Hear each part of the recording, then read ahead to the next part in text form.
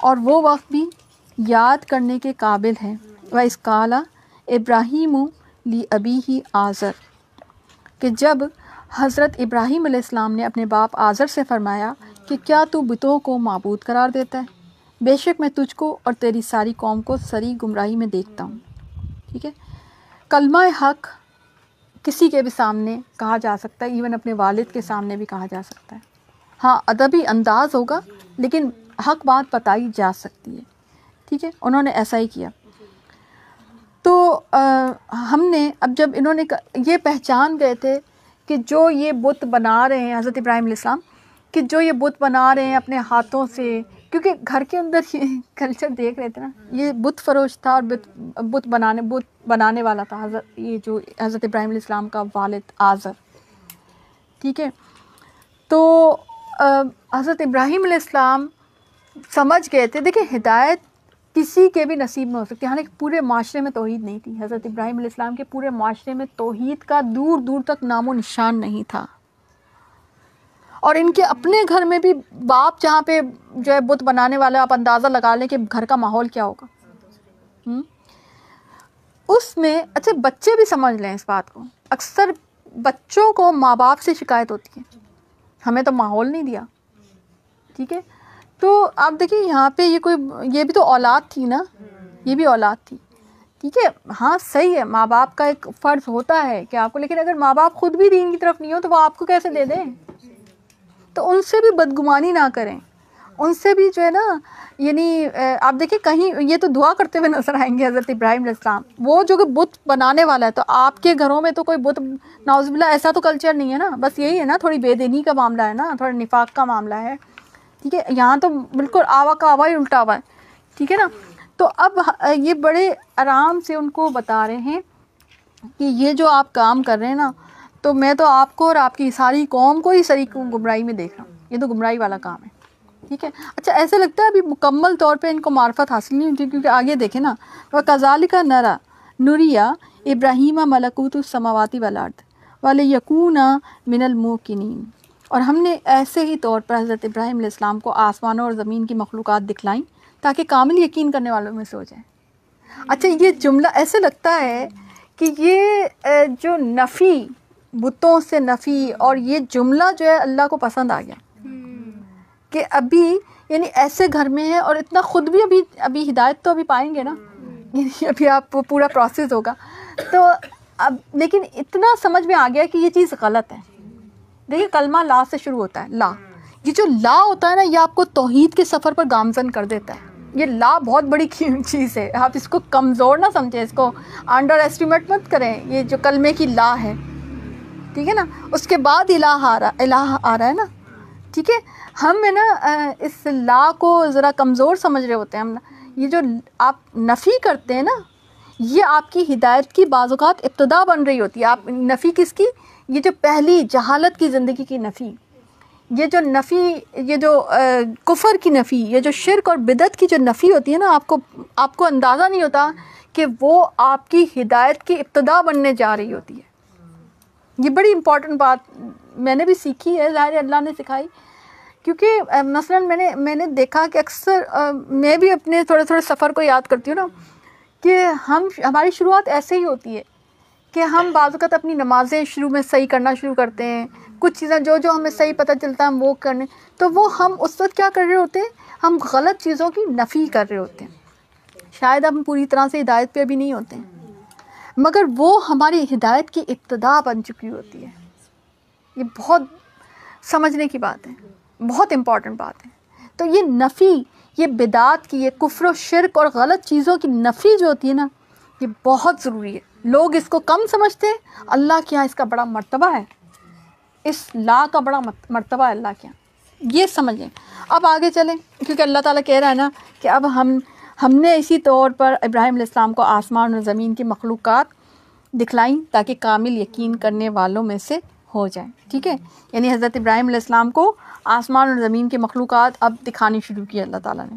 ٹھیک ہے، اور یہ بھی ایک اللہ کا فلما جن علیہ اللیل، جب رات کی تاریکی ان پر چھا گئی، را کوکبن، انہوں نے دیکھا ایک ستارہ، کوکب ستارے کو کہتے ہیں، کالا ہاذا ربی، تو انہوں نے کہا کہ یہ میرا رب ہے. فلما آفلا، تو جب وہ غروب ہو گیا، کالا لا احب الآفلین، میں غروب ہو جانے والوں سے محبت نہیں رکھتا. اچھا اب آپ دیکھیں ابراہیم، حضرت ابراہیم علیہ السلام آپ کو پتہ ہے بڑے جلیل القدر نبی میں سے تھے، اور ان کے اس ہدایت کے سفر میں کو اللہ تعالیٰ قرآن میں بیان کر رہا ہے. یعنی اگر ہمارے معاشرے میں کوئی ایسی بات ہو نا، کسی کے بارے میں ہم یہ کہہ دیں کہ بھئی وہ اس طرح سے اللہ کی طرف ہو جائے، تو ہم پر تو گستاخی کے فتوے لگا دیں کہ آپ نے یہ بات کہی کیوں، آپ نے ایسی بات کیوں کہہ دی، آپ نے فلانے نبی کے بارے. حضرت ابراہیم علیہ السلام کے اس ہدایت کے سفر، اس معرفت کے سفر کو خود قرآن بیان کر رہا ہے. دس از ناٹ گستاخی، ٹھیک ہے نا.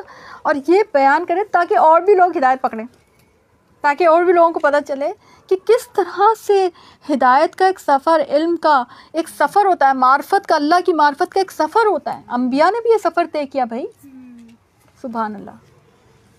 ٹھیک ہے، تو انہوں نے، اب آپ دیکھیں بہت ہی، مجھے یہ آیات ہمیشہ امیزنگ لگتی ہیں، امیزنگ. اور میں جب بیٹھتی ہوں نا، مجھے اس سے نیا کوئی علم مجھے مل رہا ہوتا ہے.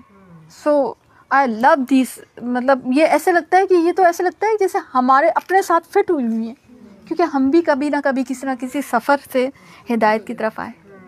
تو ایک ایسوسیشن ہے میری تو بھائی ان آیات سے بڑی ایسوسیشن ہے، ویری ویری مچ انٹرسٹنگ نا. تو حضرت ابراہیم علیہ السلام نے اب غور و فکر شروع کیا، ریسرچ شروع کی. اب ان کو یہ تو پتہ چل گیا تھا کہ یہ جو بت ہے نا، یہ تو نہیں ہے بھائی سچے، لا تو آ گئی تھی، لا تو سمجھ میں آ گئی تھی، ٹھیک ہے. اب الہ تک پہنچنا ہے، ٹھیک ہے. اب وہ الہ تک پہنچنے کے لیے انہوں نے غور و فکر اور ریسرچ کا راستہ اپنایا، کیونکہ اور اللہ نے ان کے دل میں ڈالی، کیونکہ اللہ کہہ رہا ہے، پیچھے آپ نے دیکھا کہ اللہ نے سوچا، اللہ نے کہا کہ اب ہم زمین کی مخلوقات دکھائیں گے تاکہ کامل یقین والے بندے بن جائیں. ہم دکھائیں گے. یہ مخلوقات کی طرف دیکھنا، ان پہ غور و فکر کرنا، یہ سب اللہ کی طرف سے ہو رہا تھا. ٹھیک ہے، تو یہ غور و فکر اللہ کا انعام ہوتا ہے. یہ بھی جو ہمارا کسی طرف جو ہے نا، یعنی ذہن میں آنا اور پھر اس سے اللہ کی طرف جانا، یہ بھی اللہ کا انعام ہوتا ہے، اور یہ بھی اللہ کی توفیق سے ہی ہوتا ہے. تو جب وہ غروب ہو گیا، آپ نے کہا کہ نہیں میں غروب کر. اچھا ایک چیز یہ اور سمجھ گئے تھے کہ اللہ تعالیٰ جو ہے نا، وہ محبت، ان کا جو ہے نا ایک رشتہ محبت کا ہوتا ہے. کہ یہ آپ دیکھیں کہ انہوں نے زبردست لفظ استعمال کیا ہے کہ لا احب الآفلین، ٹھیک ہے. اور دوسری بات یہ کہ سمجھ گئے کہ محبت میں غروب نہیں، اور اللہ کی معرفت کی پہلی سیڑھی آپ کو پتہ ہے محبت ہوتی ہے، ڈر نہیں ہوتی، محبت ہوتی ہے. ٹھیک ہے، تو اللہ تو وہ ہے جس سے محبت کی جاتی ہے، اور جس سے محبت کی جاتی ہے وہ تو کبھی غروب ہی نہیں ہوتا، وہ تو ہمیشہ آپ کے ساتھ ہوتا ہے. ٹھیک ہے نا. تو اب یہ تو ستارہ غروب ہو گیا تھا، تو پھر یہ سمجھ گئے کہ نہیں معبود نہیں ہو سکتا یہ، مطلب اللہ کی کوئی وہ نشانی ہو سکتی ہے، مگر معبود ہوتا تو ہمیشہ قائم ہوتا. یہ یا حی یا قیوم کو بھی تھوڑا سمجھ گئے تھے کہ وہ ہمیشہ سے خود سے زندہ، خود سے قائم ہے. ٹھیک ہے نا. تو جو ہے نا پھر آگے بڑھے، آگے جو ہے نا فلما رأى القمر بازغا، جب چاند کو دیکھا چمکتا ہوا، قال ھذا ربی. اب ڈھونڈ رہے تھے نا رب کو، تو ہے نا، رب کو ڈھونڈنا پڑتا ہے نا. یہ ہم جیسے لوگ، میرے اور آپ کے جیسے لوگ اس بات کو سمجھتے ہیں کہ رب کو ڈھونڈنا پڑتا ہے، کیونکہ ہم لوگ کسی بہت دیندار گھرانے کی ایجاد نہیں ہے ایجاد کی ہمارے وہ ہم نے رب کو ڈھونڈا ہے. یعنی صحیح بات ہے، ہم لوگ بڑی محنت کر کے جو ہے نا ہم اللہ کے قریب آئے. اللہ کی مدد ہے ظاہر ہے، مگر نا اس مدد میں اللہ کی یہ توفیق بھی ہے کہ ہم اس محنت میں کامیاب ہوتے رہے آہستہ آہستہ. تو جب چاند کو دیکھا تو فرمایا یہ میرے رب ہے. فلما افلا، جب وہ بھی غروب ہو گیا، قالا لئن لم یہدنی ربی لاکونن من القوم الظالمین. یہ بڑا شکوے والا انداز ہے، اے میرے رب، انہوں نے فرمایا کہ اگر تو نے مجھے ہدایت نہیں دی تو میں گمراہ لوگوں میں سے ہو جاؤں گا. اس کو ایسے ہی پڑھا جا سکتا ہے، قالا لئن لم یہدنی ربی لاکونن من القوم الظالمین، ضالین، من القوم الظالمین. بھٹکنے والوں قوم میں سے ہو تو مجھے ہدایت دے. اب ریسرچ کر رہے تھے مگر وہ بار بار چیز غروب ہو رہی تھی تو دعا مانگنی شروع کی انہوں نے. دعا پڑھی. اس کا مطلب دعا جو ہے نا ہدایت کے راستے میں دعا کا بہت بڑا کوئی کردار ہے نا. اور دیکھیے ایسے معاشرے میں یہ معاشرے کا اندازہ لگائیں کہ ان کو کوئی ایک بندہ ان کے پاس نہیں تھا جو ان کو رب کی طرف کوئی معرفت دکھا سکتا, کوئی رب کی طرف کوئی لے جا سکتا. ایسے معاشرے میں حضرت ابراہیم علیہ السلام تھے. ہمارے پاس تو تمام حجتیں تمام ہو گئی ہیں, ہم تو کہہ ہی نہیں سکتے کہ ہم ہدایت کی طرف نہیں آ سکتے. کتنے ہمارے پاس ٹولز موجود ہیں جو ہمیں ہدایت کی طرف سفر پہ گامزن کر سکتے ہیں. اس زمانے میں حضرت ابراہیم علیہ السلام نے ڈھونڈا, اور خود کیسے ڈھونڈ رہے ہیں اور کتنی تڑپ کے ساتھ اپنے رب کو پانا چاہ رہے ہیں. اور ان کو کیونکہ اچھا اب ان کا تو بچپن ایسے ہی گزرا تھا نا کہ رب کو ایک صحیح سالم, یعنی ان کا جو ان کے ہاں جو تھا تو انہوں نے تو جو بھی ان کا معبود ہوتا تھا اس کو صحیح سالم شکل میں دیکھا تھا. تو انہوں نے تو یہی سوچا نا بھئی کہ پھر کوئی اور سالم شکل ہوگی, بھئی یہ تو نہیں ہے مگر کچھ تو ہوگا, تو اب میں اس کو کیسے پاؤں, کس طرح سے پاؤں. ٹھیک ہے نا, میں ریسرچ کروں, میں کیسے کہوں, مطلب یہ مظاہر ہیں کیسے مجھے پتہ چلے گا. ٹھیک ہے, تو اب آپ دیکھیں کہ اس کے بعد, اور یہ بہت ہی ایسا لگتا ہے کم عمر تھے ابھی, ہے نا, کیونکہ اس کے بعد ایک سفر ہوتا ہے, اس کے بعد وہ وہاں سے نکلتے ہیں, پھر وہ تو اس کے بعد ہے نا اچھا اب نا پھر ہدایت مانگی. اب اللہ سے ہدایت مانگ لی, سمجھ گئے کہ نہیں میں ایسے تو نہیں پا سکتا, مجھے ہدایت مانگنی پڑے گی. فلما را شمس بازغا, کہ جب آفتاب کو چمکتا ہوا دیکھا تو فرمایا کہ کالا ہاذا ربی ہاذا اکبر. اب انہوں نے اپنا کہ یہ تو ہے بھی بہت بڑا. ٹھیک ہے, سورج کو جب دیکھا تو کہا کہ یہ ہو سکتا ہے, یہ تو ہے بھی بہت بڑا. فلما افلت, جب وہ بھی غروب ہو گیا, کالا یا قومی انی بریء مما تشرکون, کہ میں اس سب شرک سے بیزار ہوں جو تم کرتے ہو. اب اس پہ یہ چیز کیوں کی, کیونکہ آپ کو پتہ ہے کہ قومیں چاند کی بھی پوجا کرتی ہیں, قومیں ستاروں کی پوجا کرتی ہیں, قومیں سورج کی پوجا کرتی ہیں. ٹھیک ہے, تو یہ سمجھ گئے کہ وہ جو بھی ان کی پوجا کرتے ہیں وہ سب شرک کر رہے ہیں. ٹھیک ہے نا, آج بھی ایسی قومیں موجود ہیں جو یہ ہندوازم میں بھی ہے, سورج کو پتہ نہیں کیا کہتے بھی ہیں, سوریا ووریا کچھ کہتے ہیں. ٹھیک ہے, تو انہوں نے کہا کہ نہیں, اب ہدایت دیکھیں اللہ تعالیٰ دیتا ہے, اور شرک کی بیزاری انہوں نے اپنے جو ہے نا کی, شرک کی بیزاری جو ہے نا چاہے مقابل کتنی بڑی چیز ہو. ٹھیک ہے نا, تو سمجھ گئے کہ رب تو غروب نہیں ہوتا, وہ تو زندہ ہے, قائم ہے ہمیشہ سے ہمیشہ کے لیے. ٹھیک ہے نا, تو رب سے ہدایت مانگی اور سمجھ گئے کہ رب ہدایت دے گا تو ہی ہدایت ملے گی. ٹھیک ہے نا, یہ بھی سمجھ گئے تھے کہ اللہ سے ہدایت مانگنی پڑے گی, اور یہ بھی سمجھ گئے تھے کہ اللہ کی ہدایت میں ہی اس کی معرفت بھی چھپی ہوئی ہے. جب ہدایت ملے گی تو اللہ کی پہچان بھی آئے گی مجھے. ٹھیک ہے, اور پھر یہ سمجھ گئے کہ یہ سب تو نشانیاں ہیں, کیونکہ قومیں کرتی ہے نا ان کو پوجا کرتی ہے, تو سمجھ گئے یہ سب نشانیاں ہیں, بنانے والا تو کوئی اور ہے جو پردے میں ہے, اور وہی میرا رب ہے. ٹھیک ہے نا, یہ غور و فکر اور خود کلامی اللہ تعالیٰ نے جو ہے نا اس سب کو قرآن میں نازل کیا ہے. یہ ان کی خود کلامی تھی, ان کا غور و فکر تھا. یہ سمجھ گئے تھے کہ مظاہر ہیں رب کے, اصل رب تو کوئی اور ہے جو پردے میں ہے, تو فوراً شرک کا انکار کیا. ٹھیک ہے, تو چھوٹی چھوٹی چیزوں میں رب کو ڈھونڈنا شروع کیا, اور پھر جو رب اتنا شاندار رب ذوالجلال والاکرام ہے وہ رب جو ہے نا ان کو ملا.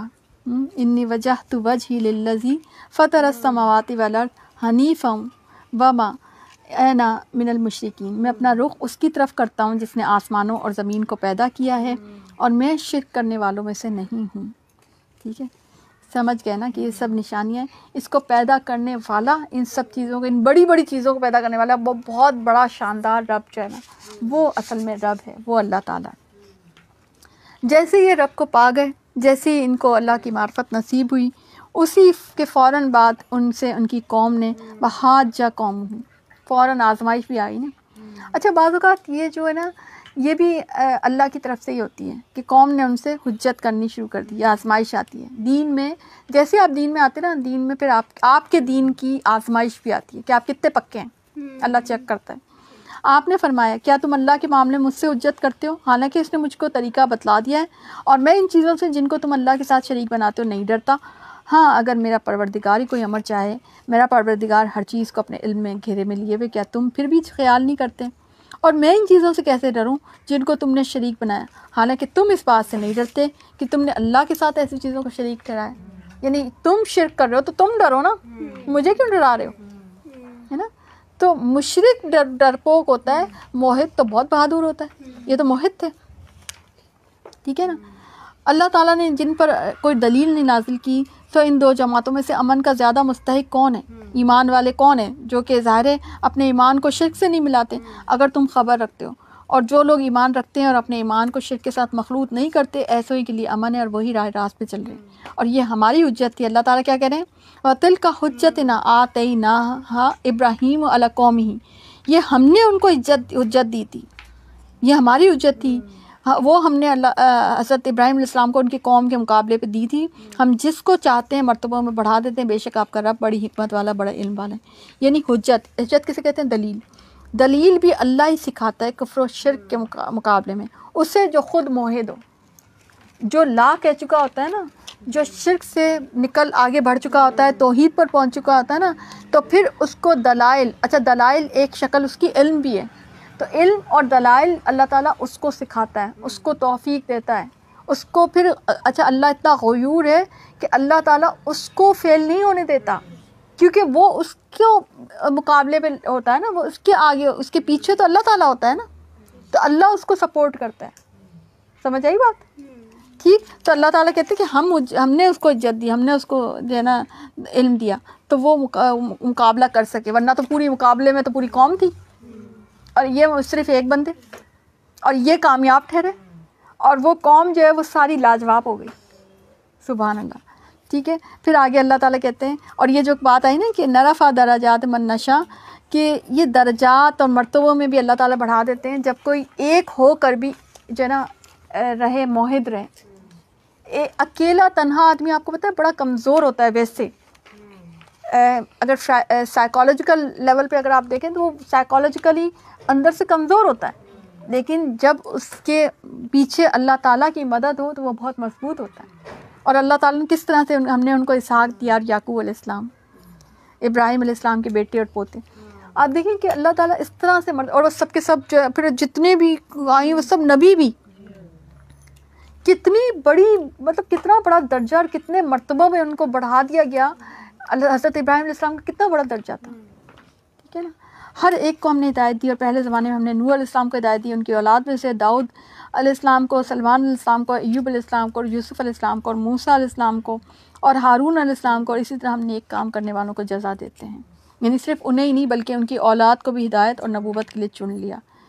اور نیز زکریا علیہ السلام کو، اور یحییٰ اور عیسیٰ علیہ السلام کو، اور الیاس، یہ سب نیک لوگوں میں سے تھے۔ نیز اسماعیل علیہ السلام کو، اور یسع اور یونس علیہ السلام اور لوط علیہ السلام کو، ہر ایک کو ہم نے تمام جہان والوں پر ہم نے فضیلت دی۔ تو علم اور ہدایت کا اثر جو ہے، ایون قربانی، علم کے میدان میں، ہدایت کے میدان میں جب قربانی مانگی جائے تو اس قربانی کا اثر نسلوں میں سرایت کر جاتا ہے۔